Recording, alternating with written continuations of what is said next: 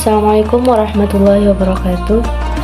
Perkenalkan, nama saya Rayhani Salsabila dengan NIM 2314010277.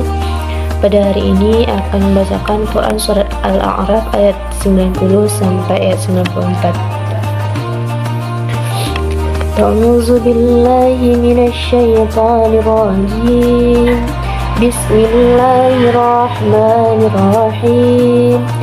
وقال الملأ الذين كفروا من قومه لئن اتبعتم شعيبا إنكم إذا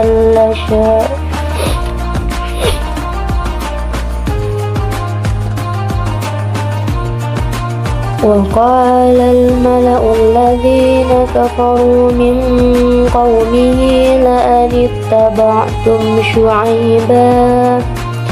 لئن اتبعتم شعيبا إنكم إذا لخاسرون فأخذتهم الرجفة فأصبحوا في دارهم جاثمين الذين كذبوا شعيبا كأن لم يغنوا فيها الذين كذبوا شعيبا كانوا هم الخاسرين فتولى عنهم وقال يا قوم لقد أبلغتم رسالة ربي ونصحت لكم فكيف آسى على قوم كافرين وما أرسلنا في قرية من نبي إلا أخذنا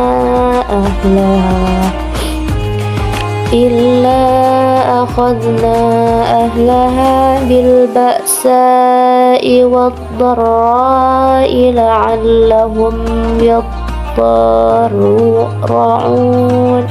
Sadaqallahul azim. Artinya ayat 90 yaitu dan pemuka-pemuka kaum kafir dari kaumnya berkata, sesungguhnya jika kamu mengikuti Syuaib, pastilah kamu jika demikian menjadi orang-orang yang merugi. Selanjutnya yaitu ayat 91, maka goncangan menimpa mereka, maka jadilah mereka itu bergelimpangan dalam kediaman mereka.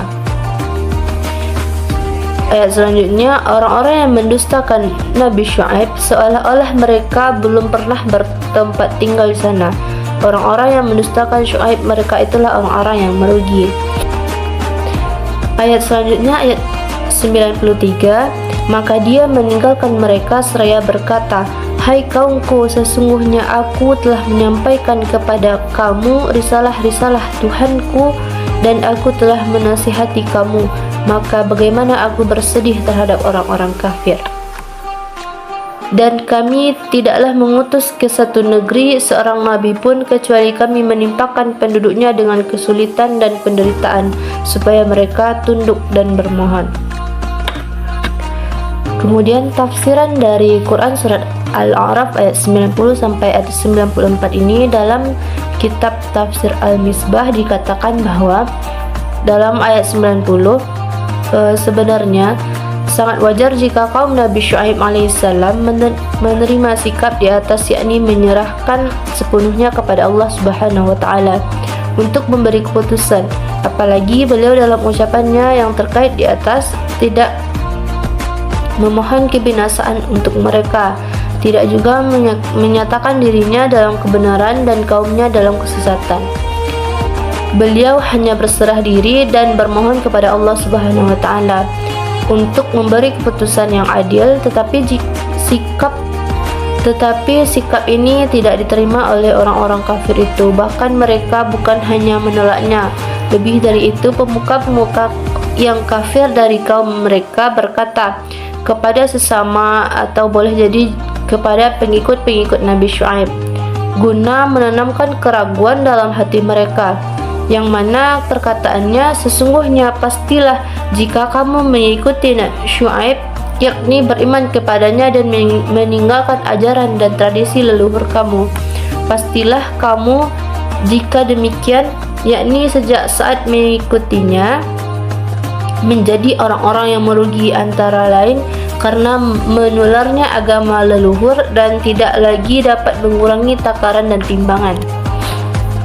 Selanjutnya yaitu kata ittaba'tum dalam ayat ini artinya kamu mengikuti, dapat juga dipahami dalam arti hakiki, yakni mengikuti jejak beliau berhijrah ke tempat yang lain untuk menjauhi kemungkaran yang mereka lakukan, menghindari pemaksaan, memeluk agama yang sesat sekaligus siksa yang dapat dijatuhkan oleh Allah Subhanahu wa taala. Pada ayat berikutnya yaitu ayat 91 dikatakan bahwa demikianlah keadaan mereka sehingga orang-orang yang mendustakan Nabi Syuaib ini, yakni yang menolak kerasulannya Nabi Syuaib dan menilai bahwa beliau berbohong dengan siksa yang menimpa mereka itu, seolah-olah mereka belum pernah bertempat tinggal di sana, karena tidak ada lagi bekas-bekas peninggalan yang dapat menjadi bukti kebenaran mereka. Jika demikian itu kesudahan yang menimpa mereka, maka orang-orang yang mendustakan Nabi Syuaib, mereka itulah orang-orang yang merugi di dunia dan di akhirat, disebabkan oleh ulah mereka sendiri. Selanjutnya yaitu pengulangan kalimat orang-orang yang mendustakan Nabi Syuaib ini bertujuan untuk menekankan bahwa sikap kebinasaan mereka sekaligus membantah ucapan mereka bahwa yang merugi adalah pengikut-pengikut Nabi Syuaib. Selanjutnya yaitu tafsiran ayat 93, yang mana pada ayat ini dinyatakan bahwa akibat kebinasaan yang menimpa kaum Nabi Syuaib ini, maka dia, yakni Nabi Syuaib alaihissalam, dengan rasa berat hati meninggalkan kaumnya seraya berkata dengan penuh penyesalan dan rasa iba, yakni kata beliau yaitu, hai kaumku, sesungguhnya aku telah menyampaikan kepada kamu risalah-risalah Tuhanku, yakni pesan-pesannya yang dibuktikan dengan aneka mukjizat. Itu alasan mengapa kata risalah dalam bentuk jamak. Dan aku telah menasihati kamu secara khusus, tetapi kamu tidak menghiraukannya. Maka bagaimana aku bersedih dengan kesedihan yang besar terhadap apa yang menimpa orang-orang kafir yang telah mendarah daging dalam diri mereka kekufuran itu. Ayat ini pada awalnya mengisyaratkan adanya rasa iba dan penyesalan dalam hati Nabi Syuaib, sebagaimana dipahami dari penggalan awal ucapan beliau, tetapi penutup ucapannya menegaskan bahwa beliau tidak berwajah sedih. Ini bukan berarti awal ayat bertentangan dengan akhirnya, karena rasa iba yang pertama adalah akibat ketidakberimanan mereka, apalagi itu berkaitan dengan keluarga dan suku bangsa mereka. Sedangkan yang kedua, yang menafikan kesedihan mendalam menyangkut putusan Allah Subhanahu wa taala, yang mana Allah akan membinasakan mereka karena keputusan mereka sangat wajar lagi pada tempatnya. Selanjutnya yaitu ayat 94. Ayat ini juga mengisyaratkan bahwa hukuman Allah berlaku sama untuk semua yang mendustakan Rasul, yaitu membinasakan mereka atau meruntuhkan secara total sistem yang mereka anut sehingga binasa sampai ke akar-akarnya. Dari sini ayat ini menegaskan bahwa hakikat yang lain yang juga perlu diketahui dan dicamkan adalah bahwa kami tidaklah mengutus ke penduduk satu negeri pun seorang nabi dimanapun dia kami utus, lalu mereka mendurhakai nabi itu kecuali kami timpakan penduduknya dengan kesulitan berupa penindasan pihak lain atas mereka, serta petaka yang diakibatkan oleh peperangan dan bencana alam yang menimpa seseorang atau masyarakat. Dan penderitaan itu seperti kemiskinan, penyakit, serta krisis ekonomi. Kata akhazna artinya kami timpakan terambil dari kata akhaza yang berarti mengambil. Pada ayat ini dalam semacamnya ia digunakan dalam pengertian majazi dalam arti menimpakan hukuman atau kesulitan, sehingga yang ditimpa itu seakan-akan telah diambil dan dikuasai, sehingga ia tidak dapat mengelak atau menampik hukuman tersebut. Ayat ini menguraikan salah satu cara pengobatan penyakit-penyakit jiwa yang ditempuh Tuhan Yang Maha Esa untuk menyadarkan manusia. Ini sejalan juga dengan firman-Nya Allah SWT, Quran Surat Ar-Rum ayat 41.